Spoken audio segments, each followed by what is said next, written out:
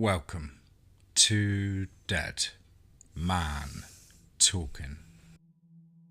Tonight's story is a fantastic and mysterious spine-tingling tale by the fantastic mind of NewToTownJAM. As ever, please do let us know what you thought down below in the comments box. Please do like and share. It really does help with the channel and our community further. And why not hashtag TeamFEAR and DMT's Cryptid crew. And so, with that aside, let's get into tonight's story, entitled I guard a wheat farm and we're under attack. Let's get straight into that. I've worked security all of my life, mostly clubs, events, shops and other things like that. Never anything like this. Nothing illicit.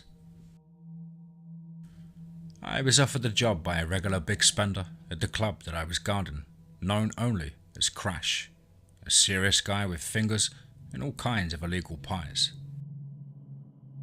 It was rumoured the name came from his drug dealing empire and the slew of enemies that had fallen victim to mysterious car accidents. I asked him about it once at the door and the guy stopped, looked me dead in the eyes and told me he loved Crash Bandicoot. We had a good rapport after that, and Crash liked me. He said that there weren't many people out there with big enough balls to ask that question. And we got on well, and for all of his faults, I found him to be a stand-up guy. He asked me if I'd consider working security for him last week. I turned him down at first, made it clear I didn't want to be a part of anything violent. He took me around with promises of a quiet job on a farm, fending off hapless stoners.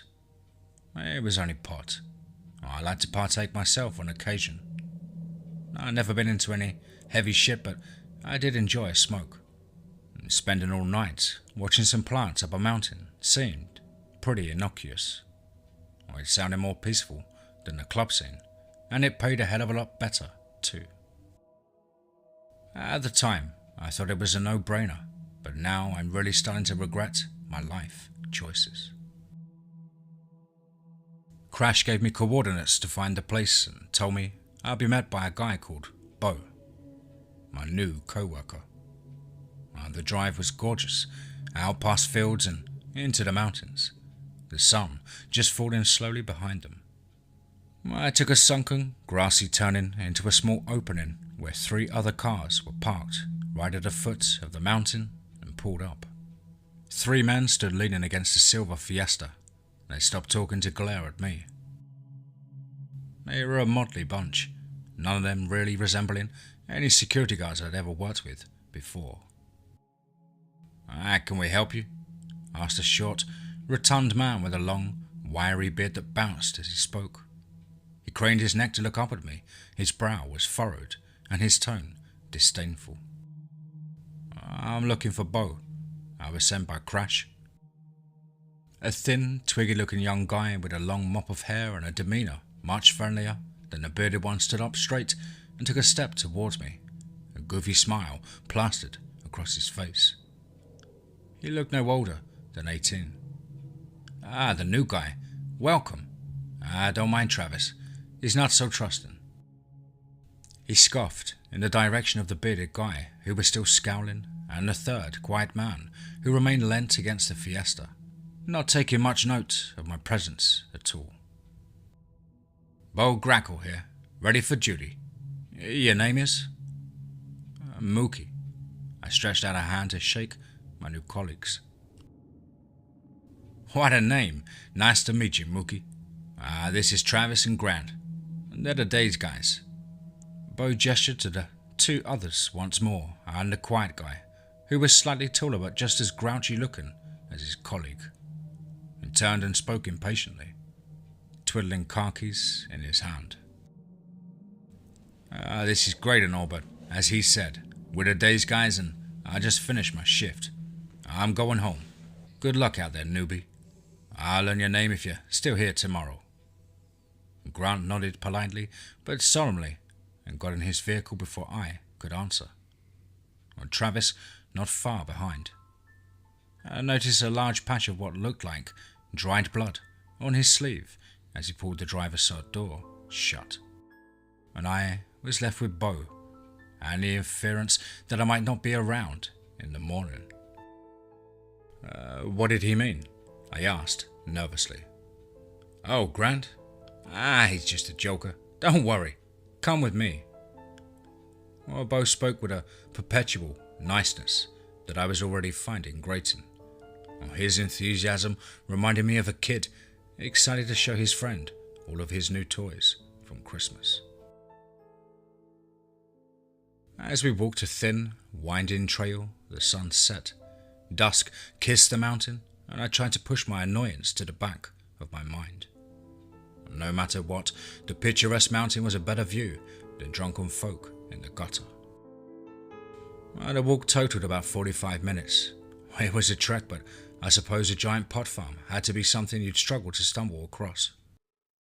We reached a thick brush that Bo jovially pulled me through as twigs and branches cut into my skin. And then, there we were. Isn't she beautiful? Well, it certainly was. I could understand Bo's affection for the farm. Hundreds, maybe thousands of plants were all lined up in rows, stretching a huge patch of the mountain. They danced in the faint breeze, setting off incredible waves of foliage. And just the other side of the brush, backed against it, were two fold-out camping chairs.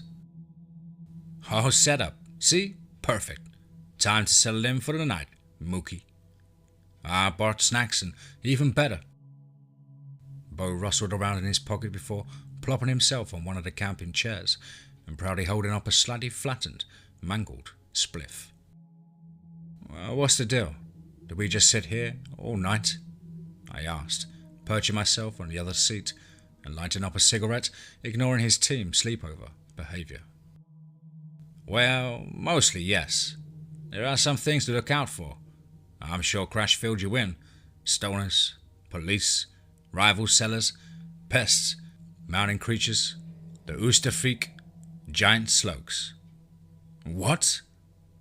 Bo took in my confusion and lifted a hand to his face in despair as his smile dropped for the first time.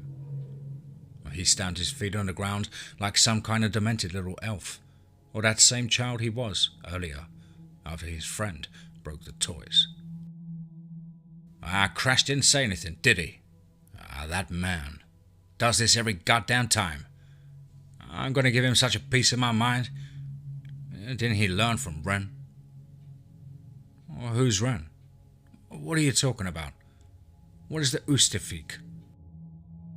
Bo exhaled seemingly every bit of air in his body, deflating like a balloon as he sunk back into his chair.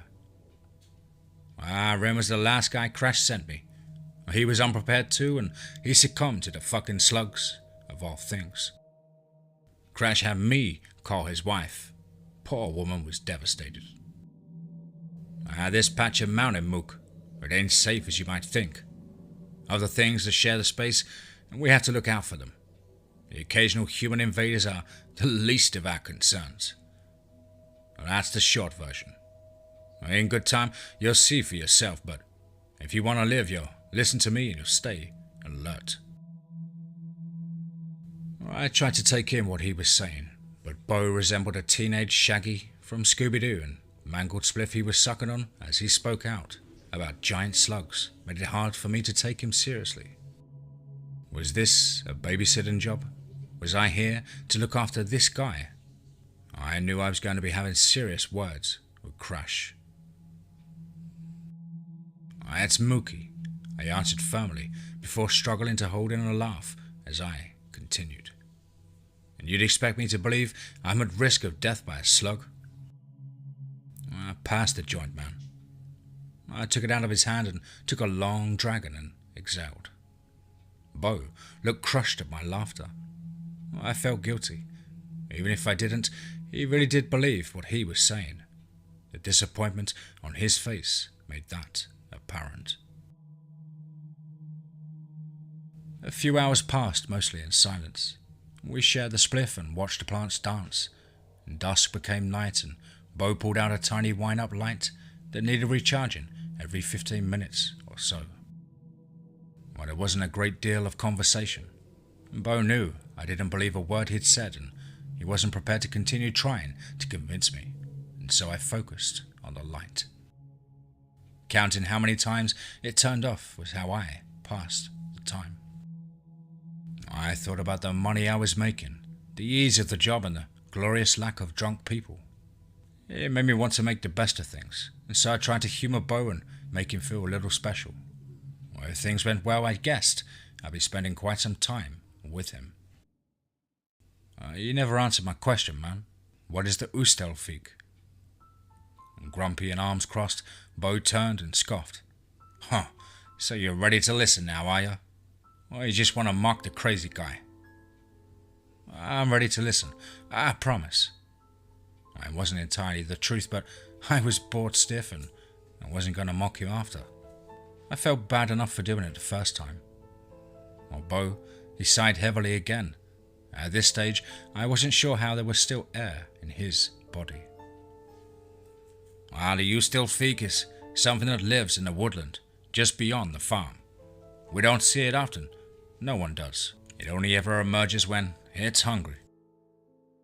I looked out towards the horizon of trees that towered over the field of weed as he continued. There's plenty of small animals in the forest for it, but every now and again, the thing likes a bigger treat. It's claimed more than a few co-workers. That's why I keep this. Bo's childlike grin creeped back onto his face as he reached into the inner layer of his coat and threw a hole in the stitching and pulled out a handgun, swinging it around in circles. My heart started to pound. I worked security, but I'd never seen an actual gun before. I expected Crash to have them, but I didn't expect Shaggy here to have one hanging out of his jacket. And it was used to attack some strange mountain creature. I wasn't sure he was stable enough to be in possession of such a weapon, but he was. And so I didn't say a word and just held my breath and played along. What does it look like? I asked. That's disgusting, Mook. It's about the size of a large dog. Got these little deformed limbs that move so quickly. 6 of them. A jaw that stretches out its entire face like some fucked up version of Zippy from Rainbow. Oh, and no eyes. Pushing aside my surprise that Bo was old enough to know what Rainbow was, and also the deep annoyance that he had shortened my name again, I took notice of the expression in his eyes, and he talked about the Ustelfeek's lack of. He was welling up a fear in them that was incredibly convincing. It made me truly uncomfortable. As I readied myself to ask another barrage of questions, there was a rushing sound coming from between the plants. It wasn't the sound of wind. Something was moving through them. Palms sweaty, I stood up, trying to catch a glimpse in the light. Stand back, Mook. I'll handle this. Bo leapt up, throwing an outstretched arm in front of me, and skipped into the farm, stroking the plants with one hand and waving his gun with the other. Show yourself, motherfucker! Bo's voice changed as he screamed into the endless rows of plants. The weedy, cheerful kid became genuinely intimidating as he bellowed. I followed from a distance, holding a wind-up light and my phone torch, concerned and curious. Was this what Crash had hired him for? As a teenage stoner, I'd have run for my life at that voice. I imagined it was quite an effective scare tactic. On closing the distance between me and Bo, I noticed 2 figures just ahead of him, running around in the gaps between the plants. Little shits, he muttered under his breath as I caught up with him. What are they? I asked, kicking myself for buying into this paranormal obsession. As much as I hated to admit it, I could feel something more in the air. Maybe it was the kind of mystic feeling you get in the mountains, or maybe a sign of something much worse. By the figures, they darted around the foliage, never hovering in a place where my light shone long enough for me to actually catch a glimpse. Instead, I just heard the giggling echoing through the night sky, and the laughter of children. I looked at my phone and we'd hit midnight. The moon was creating an eerie purple glow with smatterings of stars. Are they kids? Are there fucking kids here, man? What do we do? I started to freak out, logically, even without Bo's otherworldly explanations. Kids running through a pot farm in the dead of night. It wasn't a good sign. It also wasn't the kind of thing that came up in the training or in any of my other security jobs. I cursed myself for taking up Crash's offer, and I was way out of my depth. And then they stopped moving. 2 kids, no older than 8 or 9, sat cross-legged on the floor, giggling as they played some kind of clapping game with each other. Maybe patty cake. I don't know. I was far too confused to pay attention. 1 girl and 1 boy, who closely resembled one another and had to be siblings. I stuttered a few times, but Bo interjected. They aren't children, Mook. Don't let them fool you. These are the pests that I was talking about. Pests? Did he just call 2 kids lost in the wilderness pests? The slightly older girl stood up and started to half skip towards us, springing and giggling. Don't come any closer, Bo bellowed again, chilling my spine with his tone. The girl didn't flinch, and neither did her brother. He sat on the ground, unbothered, as she burst into hysterical laughter, cackling even. She threw her head back and clutched her stomach as if she had just seen the most hilarious thing imaginable. Creeped out, I edged backwards slightly. After a few moments of echoing laughter, and Bo standing his ground, I realized the little girl was now towering above him, above me even. I lowered my eyes to her feet, which were levitating about a meter off of the ground, and I gasped. What the fuck, Bo? Bo looked at me and grinned. I told you you'd see, he bragged. Realizing I could no longer deny his claims that something was seriously fucking wrong, he raised his gun and turned his head to face the little girl, pointing it directly into her face. No!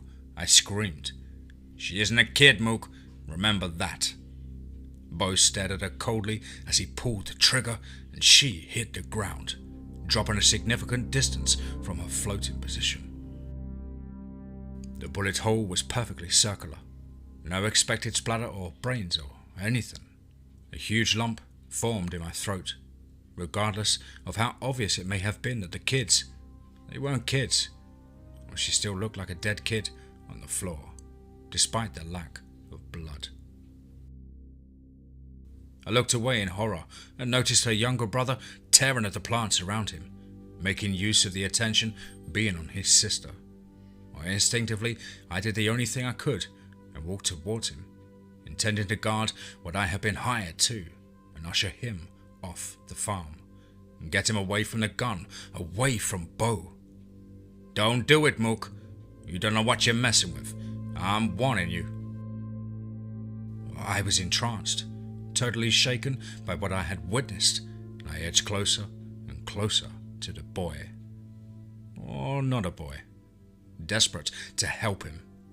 As I got within a few inches, he started to change. His face morphed, his teeth elongated, meeting a perfectly sharp point. His skin grayed and black veins started protruding from his face. He hunched over on all fours and braced himself for a launch. Foaming at the mouth, the small boy sprung into the air and hurled towards me, barely visible in the shadows as I dropped the phone face down in fear, and the charge on the light then ran out, leaving us all in the dark. Bang! A loud shot came from the side of me, and the hideous creature, just a few millimeters from my face, dropped to the ground with a thud, just like the other one had. I heard the whirring of the handle on the torch and was mildly blinded as Bo fired it back up, revealing the two bodies on the floor. "You said you were going to listen to me. You were about to be killed." He started shouting, back in the mode of a petulant child. "What the fuck was that? No time. We need to move them before they wake up." He grabbed hold of the girl's ankles and started to drag her through the plants towards the woodland on the horizon. "Come on, follow me or die. Your choice." I grabbed the boy's ankles, cringing as we pulled the not children along the muddy path. I struggled to believe at first that they weren't completely and utterly dead, but sure enough, in the dim moonlight glow, their chests rose and fell rhythmically with breath. My hands, they shook, struggling to grip. We encounter these guys quite often, common pests of this land. Frightening, sure, but there are far worse things beyond the trees, and eventually all of them come out to play. If you ain't cut out for this, then go on home in the morning and don't come back. I don't want to be calling your wife too." Boyfriend," I answered Bo's rant, still dragging the surprisingly heavy creature. "What's the lucky guy's name?" "Alistair." "Well, I don't want to make that call to Alistair, so please make a decision." We reached the vanishing point, where the trees met the lush green pot plants, and the gaps between the branches created terrifying shadows that I was certain were moving. Bo let go of the girl's ankles and she flopped to the ground, and I followed suit. Let's go back. We need to clear some ground so they don't follow when we get up." We trudged back through the plants silently. It was uncomfortable, just like our walk to the farm from the cars had been.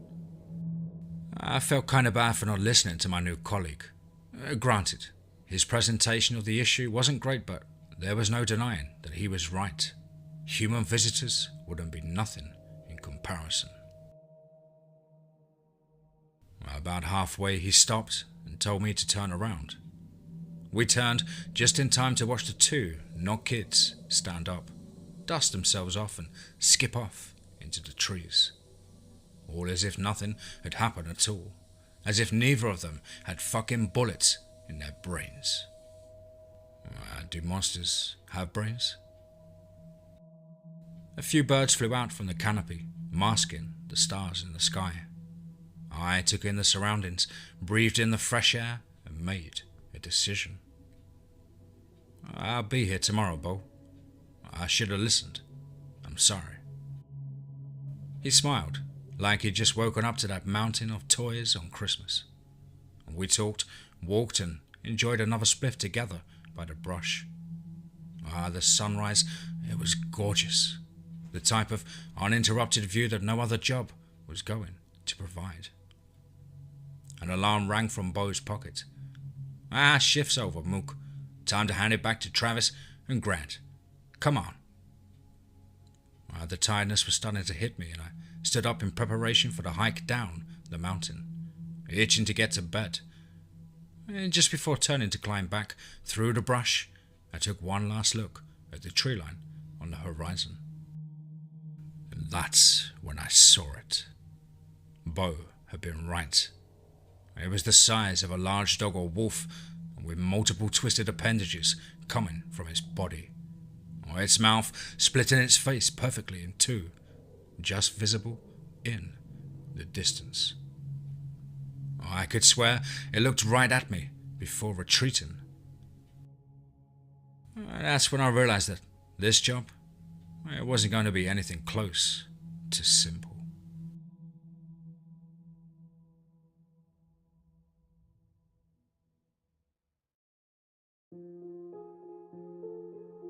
Wow, wow, wow, wow. Another one, wow. Absolutely awesome stoner story there from the incredible NewToTownJAM over on Reddit No Sleep. As ever, guys and girls, please do take a second to click the link, of which I'll leave in the description box below. That'll take you over to NewToTownJAM's Reddit profile, of which I'm sure you guys can definitely lose yourself for a good couple of hours. Lots and lots of stories on there. I don't know about you guys, but this certainly feels like the start to an epic series. I know I'd like to see more from the characters and the whole concept. As ever though, please do let us know what you thought down below in the comments box. Please do like and share. It really does help build the channel and our community further. And why not hashtag TeamFEAR and DMT's Cryptid crew. Of course, if you'd like to support the show further, gain access to members only content and the 48-hour early access videos, plus much more on the way, then click the link in the description box below and join the Cryptid crew family. As always guys, I hope you're all doing well, keeping fit and focused during these testing times. But above all, remember, be safe, not sorry.